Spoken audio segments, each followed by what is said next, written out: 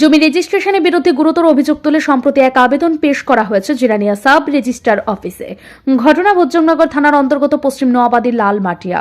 স্থানীয় এলাকার বাসিন্দা তথা অভিযোগকারী নারায়ণ চক্রবর্তী জানান, তার পিতামহ শান্তি ভূষণ চক্রবর্তী এবং পরিবারের অন্যান্য সদস্যদের নামে 1975 সালের সাবেক দাগনং 3564, 3565, 3570 এর অধীনে 1.17 একর জমি বরাদ্দ হয় এবং খতিয়ান নং 1087 অনুযায়ী নাম নথিভুক্ত হয়। পরবর্তীকালে উত্তরাধিকার সূত্রে তিনিও জমির মালিক হন। তিনি বলেন, সবকিছুই ঠিকঠাক চলছিল, কিন্তু 2021 সালের 6 মে পরে কৃষ্ণকমল লস্কর নামে এক ব্যক্তি ও আরো 7 জন জাল নথি এবং মিথ্যা হলফনামার মাধ্যমে ওই জমির অংশ নিজেদের নামে রেকর্ড করান এবং নতুন খতিয়ান নং 1541 তৈরি করেন। তারা সাবেক দাগ নং 3565 ও হাল প্লট নাম্বার 3690, 3691, 3692 এর উপর অবৈধভাবে মালিকানা দাবি করেন। তিনি অভিযোগ করেছেন, এক্ষেত্রে সম্পূর্ণ জালিয়াতির আশ্রয় নেওয়া হয়েছে।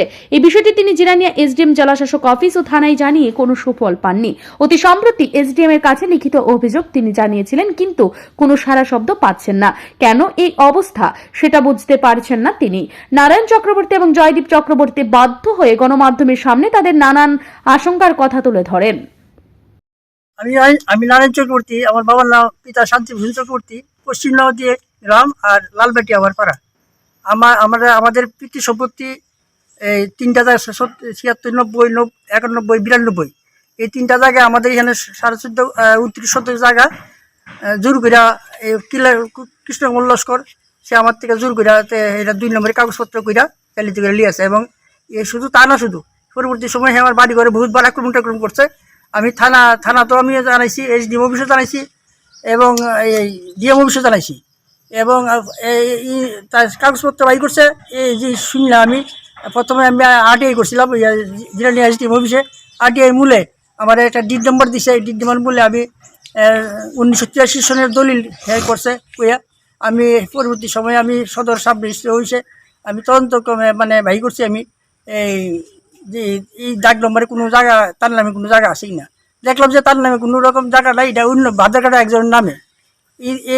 এরপরেই আমি থানার এদিকে যথারীতি আমি জানাইতেছি, এসডিএমেরও কপি দিয়েছে যে আমার এই জায়গার তুমি কারেকশন করো। তুমি এখানে আমার জায়গা হইলো, আমার এটা 29 শতক জায়গা নিছে। আর একটা জায়গা আমার সে 29 জায়গার থেকে সে দলিল করছে, নামজারি করছে, নামজারি করছে, নামজারি করছে।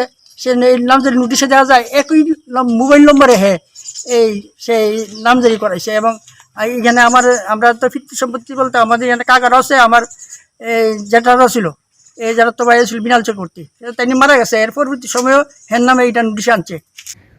তারা জানিয়েছেন, কৃষ্ণকমলের এই কার্যকলাপের বিরুদ্ধে মুখ খোলার কারণে তাদের বাড়ি ঘরে বেশ কয়েকবার আক্রমণ হয়েছে। দা দিয়ে বাড়ির বেড়া কোপানো হয়েছে, ঢিল দেওয়া হয়েছে। বাড়ির লোকজনদের নিরাপত্তার জন্য এখন বাধ্য হয়ে সিসি ক্যামেরা লাগাতে হয়েছে। রাজ্যের মুখ্যমন্ত্রীর উদ্দেশ্যে তারা নিরাপত্তা দাবি করেছেন এবং এই যে জালিয়াতি ঘটেছে তার সুষ্ঠু তদন্ত হোক সেটা কামনা করেছেন। তারা জানান, তাদের বৈধ কাগজপত্র রয়েছে এবং প্রত্যেকটা ক্ষেত্রে জায়গা হাফিজ করার জন্য জালিয়াতি হয়েছে। এখনো তো আমাদের বর্তমান পরিস্থিতি এবং পূর্ব পরিস্থিতি একই রকম পর্যায়ে আছে। আমাদের যে পিতৃ সম্পত্তি, সেটা যে জুট সম্পত্তি, সেই জুট সম্পত্তি কৃষ্ণকমল লস্করের জোরপূর্বকভাবে কেটে সেটা আগে তার পজিশনে নিয়ে এখন মণিবালা চাকমা এবং ছায়নাথ চাকমা 2 জন ব্যক্তির নামে তাদেরকে এখানে পজিশন দিয়ে দিছে। এবং সেই জায়গাটার উপরে এখন ইলিগেলি কনস্ট্রাকশন চলছে এবং সেটা ভারতীয় ত্রিপুরা কোর্টের যে স্ট্যাটাস কিউ অর্ডারও ছিল, অর্ডারটাকে তাদেরকে দেখানো হয়েছিল, ডিমার্কেশন করা হয়েছে। ডিমার্কেশনের সময় আয়া বইলা গেছে যে এখানে আপনাদের কোনো ল্যান্ড প্রপার্টি নেই, আপনারা এখানে ইলিগেলি কনস্ট্রাকশন না করাটাই ভালো।